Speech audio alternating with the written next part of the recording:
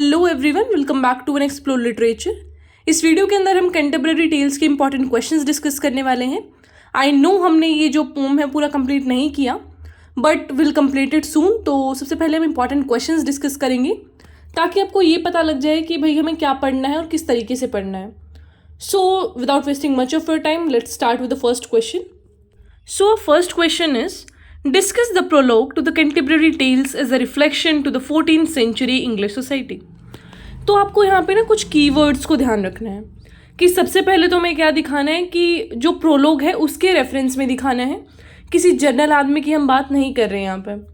तो उस प्रोलोग के रेफरेंस में जब हम दिखाएंगे तो हमें बताना है कि जो 14th सेंचुरी का इंग्लिश सोसाइटी है वो हमें प्रोलोग में कैसे देखने को मिलता है। तो सबसे पहले तो आप इसमें क्या बताएंगे कि जो सारे लोग थे, वो जो पिलग्रिम्स थे, वो अलग अलग स्ट्रेटा ऑफ सोसाइटी से बिलोंग करते थे। फिर आपको उनके थोड़े थोड़े फीचर्स बताने हैं कि वो ऐसा दिखते थे, ऐसी बातें करते थे, उन्होंने ये स्टोरी बताई। तो आना तो वही ये सारी चीज़ें जो आप एक जनरल समरी जो हम पढ़ेंगे अपना पूरी पोएम के अंदर, लेकिन वही है कि style of presentation will be different. यहाँ पे आपको सबसे पहले ये बताना है कि इंग्लिश सोसाइटी थी जो 14th सेंचुरी की, उसके फीचर्स क्या थे। लेट अस से कि इसके कुछ सर्टेन फीचर्स हैं 5, आपने वो लिखे। उसके बाद आपने वो प्रेजेंट करना है अपने टेक्स्ट के थ्रू कि ये फीचर्स हैं, यहाँ पे ये जो प्रोलोग है उसके अंदर आए और इस आदमी ने ये वाला जो भी करेक्ट एक सिग्निफिकेंस है सोसाइटी का वो शो किया।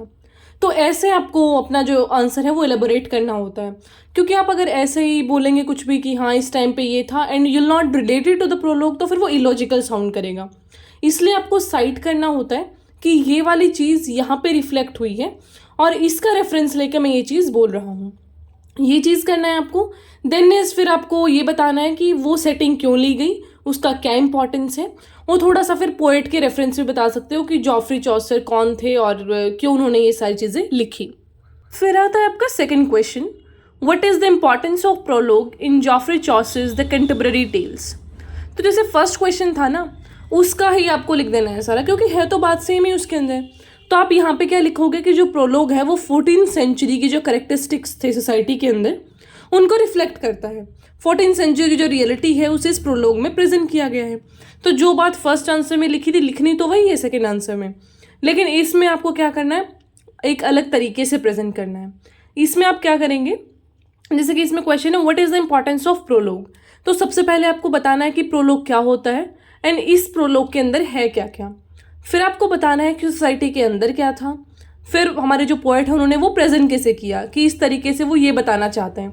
तो एक आपको वो रेफरेंस देना है, जैसे कि मैंने फर्स्ट आंसर में बताया था, लेकिन इसका थोड़ा अप्रोच अलग हो जाएगा। इसमें आपको शुरू करना है प्रोलोग से, जो चीज़ पूछी गई है वो स्टार्टिंग में बता दो, अंदर कुछ भी लिखो, फिर कुछ भी इन द सेंस थोड़ा रिलेटेड टेक्स्ट से। तो आपको ये करना होता है कि स्टार्टिंग में एक वैलिड चीज़ दे दो, वैलिड आर्ग्यूमेंट दे दो। क्रिटिक्स डाल दोगे तो और भी बहुत अच्छी बात है। आप स्टार्टिंग में 1-2 क्रिटिक डाल दे रहे हो, क्योंकि बाद का तो अब इतना एग्जामिनर के पास भी टाइम नहीं है कि आपका जो चेकर है वो पूरा पढ़ेगा उसको। तो स्टार्टिंग में उसको दिख जा रहा है तो फिर वो ओके बहुत अच्छा आंसर है। तो वो चीज़ें आपको करनी होती है। 1-2 क्रिटिक के नाम आई ट्राई, अगर मेरे पास टाइम होगा तो मैं आपको कुछ क्रिटिक्स के जो नाम हैं या फिर जो उनका कोट्स हैं वो भी दे दूँगी, लेकिन डू ट्राई कि आप खुद भी सर्च करें उन चीज़ों को। ऑलराइट, तो इसमें आपको पूरे प्रोलोग से रिलेटेड देना है कि भाई प्रोलोग होता क्या है, उसका इंपॉर्टेंस क्या है, यहाँ पे उसमें क्या क्या प्रेजेंट किया गया है, किस तरीके से वो सोसाइटी को दिखाता है जो कि 14th सेंचुरी इंग्लिश सोसाइटी थी। फिर आप थोड़ा, अगर आपको और भी आंसर में कुछ नहीं ध्यान आ रहा है तो फिर आप ये भी बता सकते हो कि उसको इंग्लिश जो सोसाइटी है इसको मिडिल एज क्यों बोला जाता है। फिर वो सारी चीज़ें भी आप डाल सकते हैं बीच में, मतलब गलत नहीं होती वो चीज़ें। That is just to enhance your answer. फिर आता है आपका third question, that is which member of the emerging middle class does Chaucer portray in most favourable light.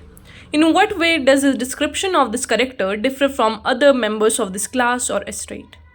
तो यहाँ पे सीधा आपको बता दिया कि भाई मिडिल क्लास में ऐसा कौन सा आदमी था या फिर कौन सा करेक्टर था जिसको इन्होंने बहुत ही ज़्यादा फेवरेबल लाइट में बताया है, मतलब कि बहुत फेवर किया है चौसर ने, काफ़ी तारीफ एंड एक गुड नोट पे उसका करेक्टर एंड किया है, और कैसे उसका जो एक डिस्क्रिप्शन है वो अलग है दूसरे मेंबर से उसी की क्लास के। तो सबसे पहले आपको वीडियो को पॉज करके ये चीज़ें गेस करनी है। Alright, so the answer is wife of bath.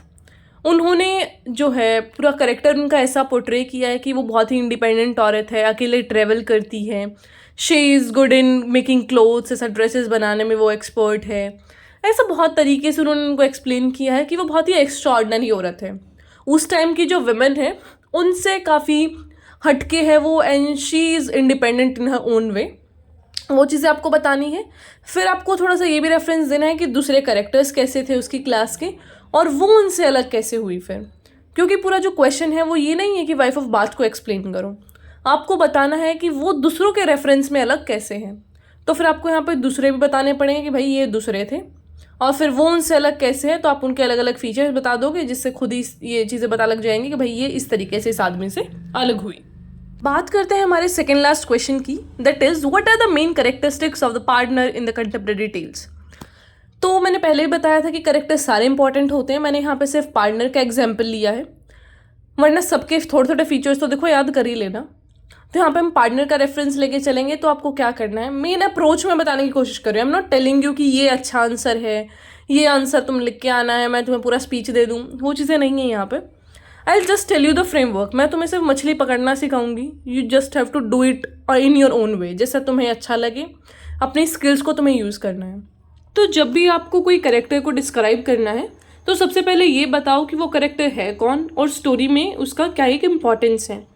तो लेटेस्ट से यहाँ पे पार्टनर है, तो आपको ये बताना है कि भाई पार्टनर ये आदमी था, इसके ये फीचर्स थे, ऐसे कपड़े वपड़े पहने थे, पूरा डिस्क्रिप्शन उसका दे दो। देन इसकी how this person partner is important in the contemporary tales, वो चीज़ बतानी है। फिर अगर आपके पास कंटेंट नहीं बचा तो फिर आप उसको कैसे बता सकते हैं कि उस सेंचुरी में कैसे जो रियलिटी थी उसको ये प्रेजेंट कर रहा था, या फिर कुछ क्रिटिक आयरनी ऐसा था तो वो भी रेफरेंस दे दो। फिर आप बता सकते हैं कि कैसे इसकी वजह से जो पूरा प्लॉट है उस पर एक इम्पैक्ट पड़ा है, या फिर किस तरीके से पूरे प्लॉट के लिए इम्पॉर्टेंट है। तो ऐसे बताना होता है कैरेक्टर को। अब बढ़ते हैं हमारे लास्ट क्वेश्चन की तरफ, जो कि है the speaker and the poet are totally different personalities in contemporary tales, do you agree. अब ये काफ़ी अच्छा क्वेश्चन है और इम्पॉर्टेंट भी है। कैसे? क्योंकि जो स्पीकर हैं हमारे वो बहुत ही एक न्यूट्रल तरीके से सबको अप्रिशिएट करते हुए जैसे का तैसे हमें चीज़ें दिखाते हैं, लेकिन जो हमारे पोएट हैं वो एक इंटेलिजेंस अपना इंटेलिजेंस यूज़ करके एक गुड चॉइस ऑफ वर्ड्स के साथ हमें चीज़ें प्रेजेंट करते हैं। अब इसमें फ़र्क क्या है? इसमें क्या फ़र्क है कि जो हमारे पोएट है वो ऐसे वर्ड्स यूज़ करते हैं जिससे हमें एक आइडिया वो प्रेजेंट करते हैं इसके थ्रू कि भाई ये आदमी ऐसा था रियलिटी में। स्पीकर तो उनके साथ हैं, तो जब वो उनके साथ होते हैं तो हम उसको एक न्यूट्रल पॉइंट ऑफ व्यू से देखते हैं, लेकिन जो पोएट है हमारे जॉफ्रे चौसर वो अपना पॉइंट ऑफ व्यू उसको कैसे दिखाएंगे जब वो अपनी पोएम लिख रहे हैं।